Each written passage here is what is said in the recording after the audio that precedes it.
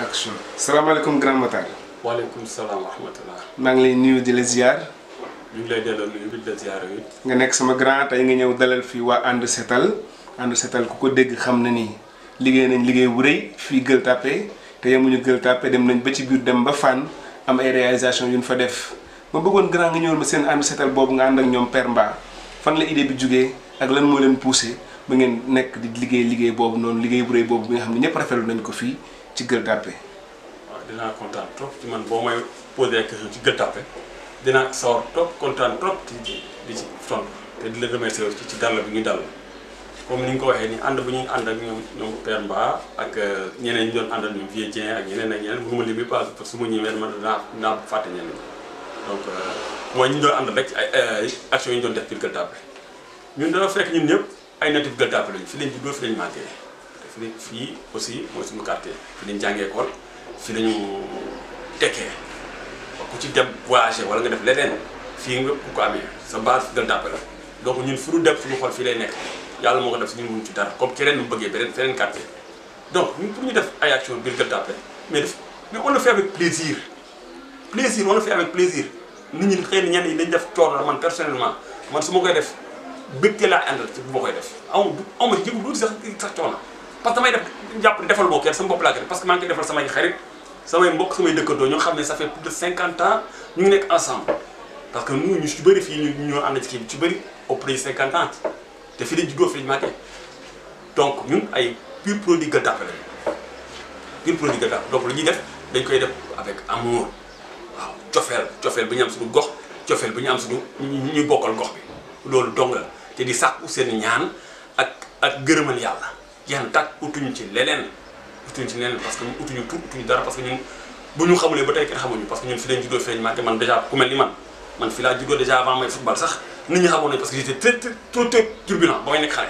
waaw ma dugg ci football bi ñu xamante ci football bi ma football fii joué fi ay Jaraaf joué ECB ba voyagé nit ñi xam na ci donc du normalement duñu ma ko ñuy présenté fii Gueule Tapée néew ma nag ñëpp xam nañ ma mais majeure partie nit ñi jàpp nañ ni xam nañ ma waaw loolu kese la. d'accord ci biir loolu ngeen am ci ay réalisation yu mag ma gis benn fédération aussi bu am solo boo xam ne doon ngeen ko liggéey ngeen fexe daal ba associé ci quartier bi yëpp ah képp ku dëkk Gueule Tapée rek fexe ngeen dem ba ci ñoom waxtaan ak ñoom pour liggéey boobu parce que loolu d'habitude bariwul lu nit ñi def ku nekk da ngay nekk sa côté di jéem a def dara mais yéen da ngeen a ñëw fexe ba boole ci nit ñi lan moo leen may idée boobu ak force boobu noonu ba pousser leen à ce que jaaru leen fi ñeneen ñiy jaar di marginaliser ñenn ñi wala di bàyyi ñenn ñi mais da ngeen jël ñëpp rek dugal leen takk leen ci benn say loolu est-ce que mën nga ci ñëwaat lu leen pousser ngeen def loolu. waaw parce que comme ni nga ko waxee rek parce que nous on ne veut exclure personne dañu bëgg a intégrer ñëpp bokk bëgguñu ber kenn ñëpp bokk donc affaire bi au début affaire u koñ comme ni nga ko waxee rek comme ni ko ñeneen ñi daan defee noonu la ko gars yi doon jéem a defee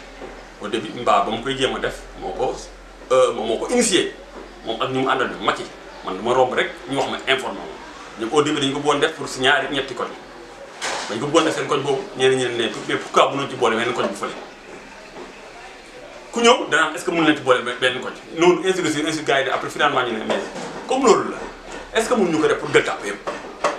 man leen de man de Gueule Tapée yëpp sama koñ la fu ma koñ moo dem sama koñ même bu ñu ko defoon si ñaari koñ sax damay ñëw ça me dérange pas du tout mais rawatina bu ñu nee dañuy def Gueule Tapée yëpp man leen ma je suis partant man leen man lii ngeen bëgg a def nii set setal bi man j'ai eu à travailler dans ce milieu là pendant 9 ans benn entreprise bu ñuy wax Jetran environnement donc sama compétence la ci boobu man leen moi je vais apporter mon expertise gratuitement parce que sama quartier la soxla mu ci dara waaw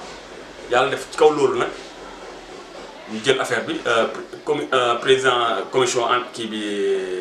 environnement bi ñu jox ko Fodé Faye ba mu ne moom ba mu ko ne man ci laay liggéey mu ne ma noo ko daf ma ko jox ma ne ko déedéet Fodé mu jamais ma ne ko yow ci liggéey yow tamit te waaye nga jiitu ma ànd ak yow ñu ànd liggéey bi rek amul benn problème te maag moom ñaan na ci liggéey bu rafet moom doonte maag ëppoon jot sax mais moom bu amul jot daf may woo ne ma demal fii demal bërëb sàngam ma dem réglé ñu jox ñu matériel ak yéen ñu réglé ko donc ñu liggéey bu rafet boo yàlla may ñu ci ndam nii donc ñun comme li ngay gis rek ñun bëgguñu ko woon def suñu objectif mënoon toujours ñu rassembler lépp plus largement possible maa Gueule Tapée yëpp bokk ci benn affaire donc loolu parce que ñi ko doon def tamit aussi ku ci nekk am nga point boo jógee ci Gueule Tapée ñun loolu moo ñu ce qui nous a fait plaisir ku ci nekk mën ci gis sa bopp mais pas def ñu ko benn affaire koñ rek wala benn ASC donc xalaatuñu loolu waaw daal pour ñun Gueule Tapée daal dañu bëgg ñun suñu rêve mooy Gueule Tapée nekk benn benn say mooy suñu rêve voilà. D'accord, ku ne xam na ni ce que disent les anglophones, every beginning is hard, tout début est difficile, but difficulty is in brain. Mais là, en fait, la difficulté c'est dans l'esprit. Donc, est-ce que mën nga ma ñëwaat ci commencement bi est-ce que amoon ngeen ci ay jafe-jafe mais ngëm bi ngeen ngëm poussé leen ba tax difficulté boobu noonu ngeen fexe ba romb ko ba surmonter ko est-ce que mën nga ma ñëwaatal début bi lan moo doon seen i obstacle lan moo doon seen problème ak lan moo leen poussé ba ngeen continuer parce que comme début bi c'était juste pour benn koñ ñaari koñ mais ngeen dem ba waru quartier lëmm ba laal ci fan lan moo leen poussé. parce que comme li nga wax nii rek tout début est difficile moom la ñëpp di wax te loolu mooy dëgg tamit parce que ndorte dafay métti toujours te ñun lu ñu gën a jox doole mooy li may wax nii mooy suñu cofeel ñu am ci gox bi am ci quartier bi am ci nit ñi moo tax foo dem nag di commencer benn mbir di nga am ay difficulté déjà pour commencer di nga am ñoo xamante ñu la gëm sax déjà boo commencer dañu naan ne diw de lan lay def lan moo tax mu koy gëtt ndax affaire politique la bëgg wala dafa may ay xaalis comme xeet dafa am xeet bu bees muy xeetu dóorkat yi ndax xaalis dañu bëgg a dóor wala leneen donc boobu les gens se posent des questions est-ce que dina def gratuitement parce que amuñu habitude di gis koo xam ne daf koy def de façon bénévole nii lu muy def rek am naan ay mag bu sëgg fu dara new lu muy def rek am na lu ci nekk mais ñun loolu au début ça nous a fait mal ci critique yooyu mais ñu bàyyi rek mais nit ñi après au fur et à mesure les gens ont commencé à comprendre que ji finalement c'était pas pour ça parce que nit ñi tamit aussi da nga leen di comprendre aussi parce que nit ki boo bëggee defal nit ñi rek comme ñoo ku boot xaj rek boot kii boot bu gën xaj boobu la waaw xaj boobu la parce que nit ñi am ñoo boo jëlee di defal yëfu quartier muy yëfu quartier wala yëfu ASC dëgg-dëgg ñuy wax mais ci kanam da nga leen di bàyyi ba ci résultat yi rek ñoom dañuy gis après dañuy comprendre ni ah kii de léegi lii la bëggoon dañuy xam ne après finalement que ñun loolu ñuy wax yëpp nekku ci woon ñun dañ suñu amul rek moo ñu poussé woon ñuy def dëgg la ku boot bukki xaj baw la te booy dem sa tool bu fekkee da ngaa romb dégg boo romb rek dégg mbott yu ngoox nga gestu xool mbott yi je pense que sa tool dina booy te mbott yi dinañ des ci dégg bi maanaam sa tool doo ko mujj a bay loolu olof di wax moo tax dégluwu leen benn wax dem ngeen ba mu jeex mais est-ce que ci côté finance mën nga ma ci ñëwlaatal tuuti fan ngeen doon jëlee xaalis pour def ay réalisations yu mel noonu parce que tamit xam naa ni man yombul ndaxte jafe woon na vraiment ngeen dem def ay di jënd ay ndox di jënd ay peinture fan la leen seen ressources yooyu doon jógee est-ce que mën nga ci ñëwaat tuuti. waaw parce que comme ni nga ko xamee rek loolu tam yombul woon c'est très difficile parce que dans ce premier temps dañu njëkkoon def benn budget boo xam ne dañ ko prévisionnel pour jéem a def affaire boobu mais bañ ko defee am na ñoo xam ne dañ ci woon loolu dafa excessif te man tam aussi personnellement honnêtement sama biir xool dama jàppoon ne dafa excessif parce que dañ ci booloon ay añ ak ay yenn affaire moo am na ñeneen ñoo xam ne commencé ko critiquer affaire yooyu bañ ko commencé critiquer ah suñu mag mbaa ne comme ginnaaw loolu la nañu bàyyi léegi bu ñu demandé te kenn soutien ñu bàyyi loolu ñu bàyyi affaire boobu léegi ñu dem ba ñu demee nag di présenter maire bi di ko wax sama projet mu ne ñu man gën leen ma dëkk Gueule Tapée parce que man Gueule Tapée laa dëkk mu ne léegi man dinaa leen jàppale sama bopp après maire la mairie viendra en appoint mu génne ci xaalis boppam mu génne son chéquier jox ñu benn chèque bu 500 000 francs buñ ci bind turu Ousmane Ba donc xaalis boppam la mu may ñu ko mu leen parce que man sans loi lañ ma bootee xam nga après ci kaw loolu mu ne nag doonte jox naa leen mais mairie bi dina ñëw jàppale loxo action mairie bi dina ñëw te effectivement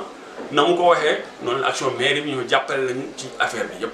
du début jusqu'à la fin waaw parce que li mu indil en matériel au de début ça c'était des millions xaw ma mënu ma wax ñaata la mais xam naa ne mat na ay millions parce que ay pelle mécanique ay camions ay brouettes ay peinture yëpp loo gis presque may nañu ay t-shirt yoo xam ne da koy floqué yëpp jox nañu plein matériel yoo xamante ne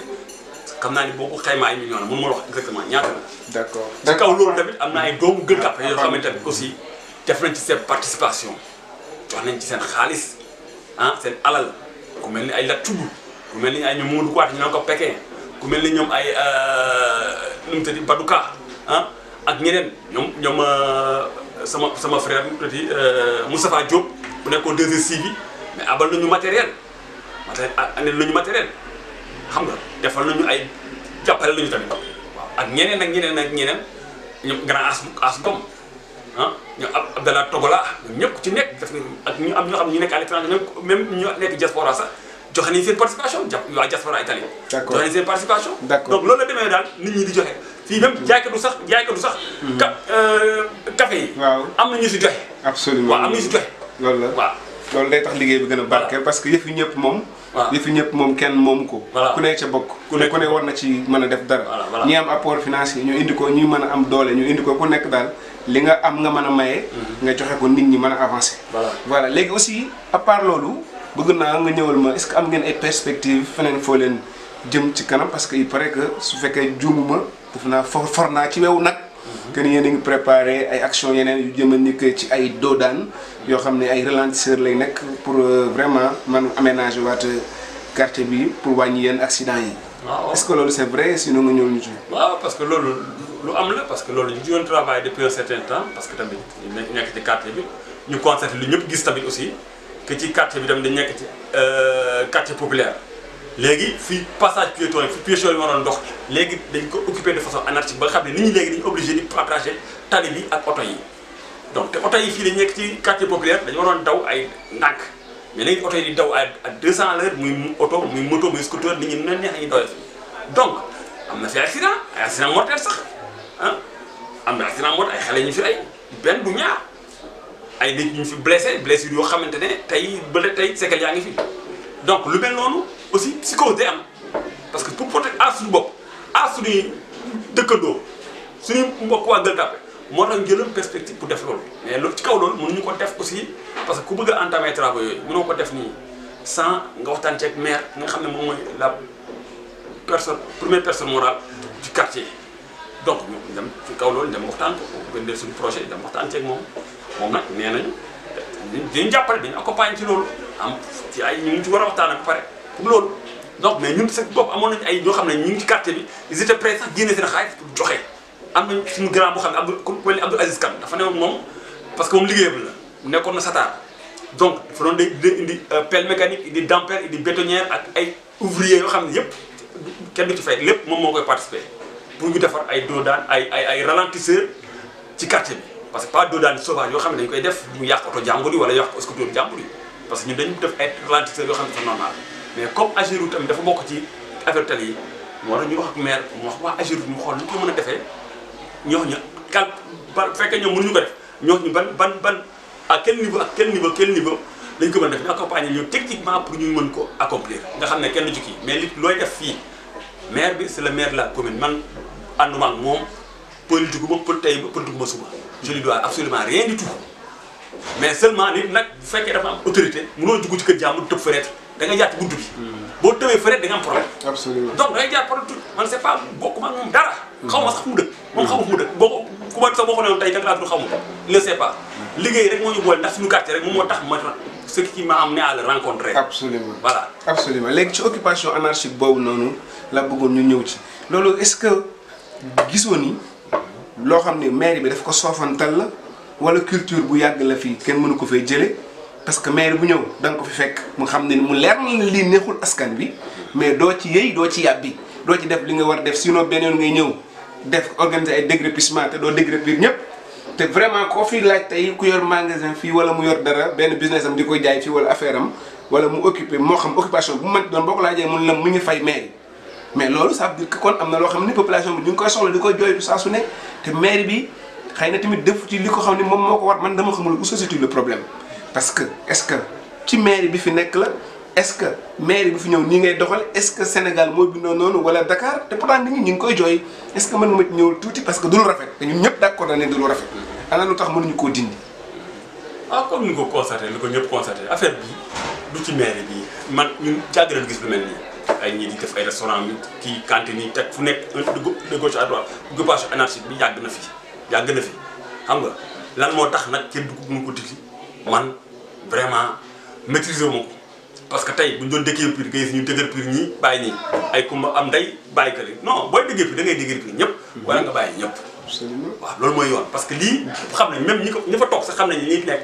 li occupation bi ñu def baaxul c'est pas normal mais xëy na peut-être fii dëkk bi dafa nekk dëkk bu métti ku nekk yaa ngi fa liggéey bu amul ku nekk yaa ngi xar sa tànk tubéy lu nekk nga bëgg ci dugg pour am dara. xam nga donte ni ngay def sax xam nga tegoo ko ci woon mais gis nga ñëpp a ngi koy def du Gueule Tapée rek quartier yëpp la Dakar pratiquement fépp occupation anarchique fépp la am xam nga xëy na da nga ciy dugg mais xam nga li ngay dugg baaxul xam nga mais sàccoo jaayee drogue da ngay jaay rek mais seulement amuloo kii parce que location bi cher na mënoo jënd louer magasin parce que ça coûte extrêmement cher léegi nga ne xaaral ma def sa benn cantine wala nga ubbi benn affaire teg ko noonu di góorgóorlu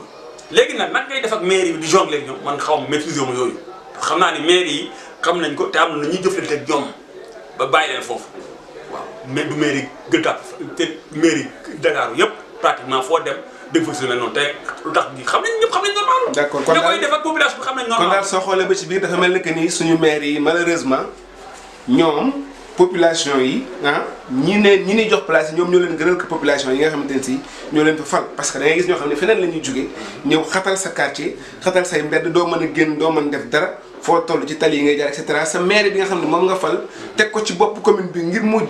lijjanti la say problème alors que lijjanteetul say problème yow mais problème yi jàmbur lay lijjanti te ñooy ñu lijjanti seen problème loolu ñuy jooytu du problème parce que liggéey lu metti lu jamono jafe-jafe kenn wërta tooñ kenn wërta yàqal kenn ku nekk war nga am sa liggéey bopp te pour ñun maire bi moo nekk suñu police d'abord avant ñuy am beneen police te ñoom je pense que loolu muy maire yi Fass Colobane Gueule Tapée di maire yi arrondissement yi ma fii xam yépp ñi ngi seetaan loolu te loolu du lu rafet mais amul problème peut-être moom bu ñu demee ci moom dinañu expliquer wala ay mbokkam ñu expliquer ñu lan moo waral loolu comme ñoom ñoo yor maire bi. voilà léegi si beneen question bi may ñëw. parce que ci loolu nga wax noonu. man dinaa revenir day mel ni dama dégg nga ne ndax xëy na maire yi ñu jóge feneen ñoo def foofu ñoo leen gënal waa population man yaakaaruma loolu ñoo leen gënal waa population parce que tamit nit la rek te gis nga dëkk bi dafa metti liggéey am bariwu fi ne ma amul waaye bariwu fi ñu ci bëri ci population bi dañuy góorgóorlu rek ñu ci dans l'informel di takkale def ñuy gauche droite donc nit ñi parfois dañuy ko xamante ne mais waroo yàqalaat te Grand Matar aussi da ngay gis kenn xam naa li ngay wax da ngay gis kenn koo xamante ne mu ngi góorgóorlu di ut lu muy jox njabootam parce que pour teg ci sa problème xëy na ci loolu la yaakaar pour teg ci nam donte ni mu koy defee sax baaxul parce que fi muy taxaw occupation de la voie publique c'est pas normal parce que da ngay créer accident ak problème yu bëri donc c'est pas normal mais ñoom xëy na ñi agent mairie yi ak maire yi xëy na ñoom parfois dañuy maslaa ñoom dawal yërmande di xalaat xëy na loolu dama ne xëy na loolu moom moo tax ñoom defuñu jëlu mesure yu forte yooyu pour jëlee leen fi xëy na dañuy maslaa ak ñoom rek di jongler ak ñoom parce que comprendre nga xëy na ay borom kër loolu rek dama yaakaar ni xëy na loolu rek la mais gëwuma ni dañu jël nit ñi pour gël leen seen population doomu yaakaar en tout cas daal ni mu la umpee man noonu la ma umpee noonu la umpee ñu bari comme ku nekk sa xalaat ak ndoo ci mën ci xalaat tamit ñi koy seetaan tamit am na lu ñuy xalaat yow am nga looy xalaat man am naa lu may xalaat waa mairie bi tamit am nañ lu ñuy xalaat en tout cas lu mën ci am daal mooy askan wi leen fi teg nañu gestu askan wi seen i problème ñu def ko seen i priorité je pense que loolu moom moo gën léegi Grand Matar beneen question bi ma la bëggoon a poser tout à l'heure moom mooy Gueule Tapée fii est-ce que gis nga ni jotul tey Gueule Tapée am loo xam ni war na koo mën a téye parce que boo xoolee Gueule Tapée bari na lu manqué Gueule Tapée amul maire Gueule Tapée amul ministre Gueule Tapée amul député dégg naa sax nit ñi wax wóoruma nag mais ñu ne amul sax benn directeur boo xam ne mën nañ ne directeur bu mag la et cetera loolu la moo tax Gueule Tapée ñàkk ko ak ñi fi jaaroon est-ce que ñi fi nekkoon bu yàgg am na lu ñu réalisé Gueule Tapée loo xam ne nit mën na koo xool teg ci bëtam ni kii bi mu nekkee ministre wala bi mu nekkee député lii la fi def mu nekk ñaari question yi bëggul ma bëgg nga répondre ma si ñaari. waaw parce que un ministre li ngay wax nii Gueule Tapée yàgg na am ministre yàgg na am député ba ci maire ndax Léna Fall Diagne fi la dëkkoon Gueule Tapée mais lu jëm ci affaire ay directeur société yi am na fi ba fu mu nekk nii ku mel ni Lansana Sakho doomu Gueule Tapée fii la juddoo fii la màggee fii la jàngee école. mais est-ce que ñi fi nekk ñu ngi leen sant ku mel ni Charles Fall DG SONES fii waa Gueule Tapée la xëy na xaw ma fu mu dëkkale waaye mais fii Gueule Tapée fii la jàngee fii la defee lépp ñoo màggandoo fii donc am na ñeneen ñoo xam ne ñu ngi fii mais boo nekkee DG SONES doo DG Gueule Tapée da nga nekk DG SONES pour Sénégal yëpp la xëy na nag sa place bi ñu la jox mën nga ci am bu fekkee am nga yenn kii yoo xam ne mën a jàppe waa Gueule Tapée dañ leen si jàppale comme Lansana Sakho mu ngi def actuellement mu ngi def ay travaux ci quartier bi. c'est récent quoi. c'est récent xëy na waroon na ko njëkk a teel def nag bu yàgg. foofu laa bëgg foofu laa bëgg koy def moo tax ñeneen ñi sax dañu naan est-ce que du affaire politique moo tax mu ngi koy def bon l'essentiel nit ñi on a c'est un besoin qui était là et puis mu ngi koy def ñu ngi ciy sant yàlla. mais nag man sama gis-gis waroon na ko def bu yàgg bu ko defoon bu yàgg nit ñi duñ taxaw di ko laaj ndax du politique. moom ak i moromam. moom ak i moromam. donc xam nga nit tu ne dois rien absolument rien au quartier ils doivent rien au quartier seen liggéey bi leen liggéey dañu góorgóorlu ñafe ba am ko léegi nag nit mooy xool rek affaire sentiment rek lay xool sa quartier loolu nga bëgg a defal amal nañ jukkoon nga defal leen ko rek te yàlla tax ndax ni ak dëkkandoo ak mbokkoo mais c'est pas obligé kenn xojul kenn pour forcer kenn def ko mais li ki yaay toog rek xool ni war naa def sama quartier ndax am naa amul sama quartier sama beneen kër la sama beneen famille la waaw samay xarit la fa nekk samay kii d'enfance ak kii nga defal leen ko waaw te yàlla tax waaye nag waroo taxaw xaar aussi ba ay mois yi mel nii nga ñëw di ko def bon dafa xaw rafet daal waaye nag comme ñu ngi koy def rek ñu ci sant yàlla aussi waaye nag li ma doon conseillé beneen yoon ku ci yàlla joxati poste directeur wala nga nekk ministre lépp loo am looy defal sa gox teel ko def mais bul xaar bàyyi élection jot nga ñëw da nga koy def nit ñi façon bu nekk dañu koy interpréter même doonte sax yow nekkul sa xel sax mais dañu koy interpréter noonu. d'accord mais ci biir loolu ba tey Gueule Tapée amul espace boo xamante ni si mën nañ ko woowee espace public. ba amu fi Gueule Tapée amul centre boo xam ne mën nañ ko woowee centre culturel. Gueule Tapée amul loo xamante ni si nit mën na xool carrément mu ni lii ah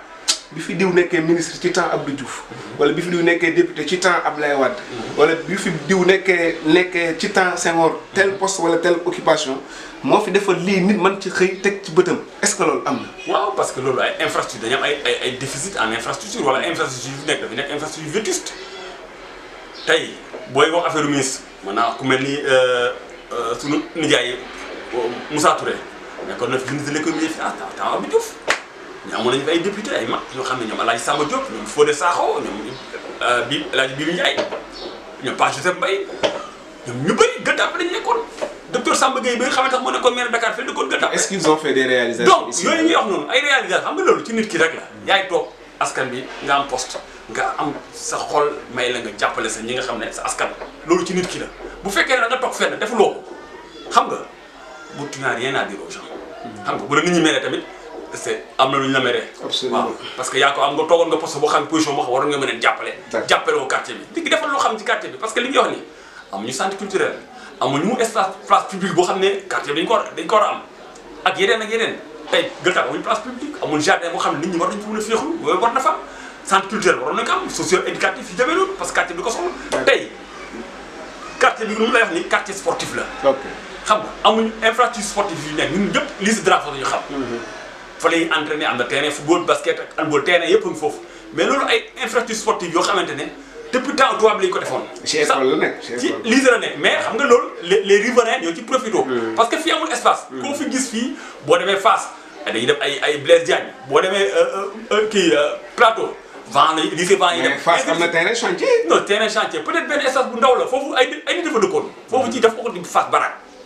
xëy na dafa am espace bu desoon foofu ñu def ko terrain. mais fii amoon na ay terrain ndaw fii amoon fii. comme lu chantier amoon. mais terrain yooyu tey dañ ko tabax leneen. mais de la façon ñu xam ni moom moo nekk benn mu am complexe sportif boo xam ne bu mag boo xam ne presque naa la fii ay nawetaan lépp def nañ ko fi Gueule Tapée. donc moo fi am espace boo xamante ni lañ war a mën a exploiter réhabiliter ko pour sport bi amaat doole comme ni mu amoon doole fii Gueule Tapée. d'accord Grand Matar en tout cas maa ngi lay remercier seen émission bi ngeen di seetaan moom mooy émission bi may dawal sama chaîne YouTube bi mu tudd ko émission spéciale tey tombeek seen premier numéro ñu ànd ci ak Grand Matar. waa ànd seetal yabaloon ko fii pour mu ñëw wax ci seen tolluwaayu liggéey ak tolluwaayu commune bi ak luñ ci war a mën a góorgóorlu ba affaire yi gën a jëm kanam parce que ñun ñëpp benn lañ ñun ñëpp Gueule Tapée Fass Colobane moo ñu ñor rawatina Gueule Tapée bi nga xam ne fi la yëpp xewee. fi la seen chaîne bi di les 5 TV juddoo Grand Matar ma bàyyi la nga joxe sa mot de la fin comme ça après ñu tëj émission bi. ah maa ngi lay sant di la gërëm aussi ci dalal bi muy dalal et puis man day li ma gis. fii day gox bi gëm naa ne ñun suñu booloo ak Gueule Tapée suñu booloo mën nañ yëkkati loo xam ne kenn xamuñu toll parce que doomu Gueule Tapée yi nekk fii rek tekki bari nañu macha allah am na ñu nekk ci bitim réew nekk diaspora ñëpp laay waxal parce que du waa ñu fi nekk rek ñi fi nekk fi ak ñëpp te ñu bëri dañu nekk bëri seen xolal parce que ñun ba ñuy def situation yi am na ñoo xam dañu doon woo téléphone depuis l'étranger di vraiment di rafetlu affaire bi ñu doon def noonu donc ma gëm ne ñoom seen xolal Gueule Tapée ma jàpp ne ñun ñëpp bu ñu booloo boole suñu pas-pas ak suñu doole ak suñu mën nañ def loo xamante ne dina yëm sax politiciens yi parce que gëwuma nii sax ñii politique parce que ñun lu ñu mën a on peut faire des choses des actions yoo xam ne yu rafet ci quartier bi sans avoir besoin de faire la politique je n'ai rien contre la politique parce que man je pense que bokk naa ci ñoo xam ne dama gëm ni politicien dafa am ci dëkk parce que métier bu noble la parce que ñii dañuy def côté bii ñii dañuy liggéey sans faire la politique ñii di liggéey ak politique mais lépp l'essentiel ñun résultat final bu ñu intéressé rek waaw l'essentiel nu affaire bi na édifice bi taxaw rek waaw ñii politique duñu ànd ñii liggéey côté bi ñii liggéey côté bi bu ñu ku nekk indee bi yàggee affaire dina baax ñun loolu la ñu gis rek kenn xam nga loolu tong la. waaw te ñu gërëm ñëpp di sant ñëpp aussi. waaw voilà. te voilà di am mbégte daal ci di waxtaan ci biiru Guet-Ndar toujours daal. d'accord en tout cas merci grand comme ni nga ko waxee. mbir mi noonu lay demee lu ñëpp bokk nag ku ci nekk jéem cee def dara. parce que Kennedy daana wax naan don't ask what the country can do for you but ask what you can do for your country. bu laaj lan la sa dëkk wala sa réew mën a def pour yow mais xoolal yow lan nga mën a def sa dëkk. pour nga def ko loolu dina mën a yombal lépp comme ça nit ñi ku nekk mën ci yëg boppam mën ci liggéey parce que réalisation boo defal sa bopp moo dàq lépp loo xamante ne si dan la koo defal te nit nag mën nga koo leel mais wanaasu borom a koy defal boppam. loolu la président Kennedy doon wax. kon maa ngi leen daan ne te pose pas la question ce que ton pays a fait pour toi. mais pose-toi la question ce que tu as fait pour ton pays. absolument lan la ñu ñun defal suñu quartier. d'accord fa lañ toll léegi nii. da nga war a toog doo xalaat yow lan nga defal sa gox. lan nga defal sa dëkk lan nga defal sa continent. c'est ça fa lañ jëm nii. c'est gentil on en a besoin. oui voilà. C'était un plaisir maintenant c'était votre émission spéciale ñu dalaloon ci Grand Matar bu waa ànd seetal suñu gox jërë ngeen jëf mbokk yi seen émission ngoog jaa ngeen jëf.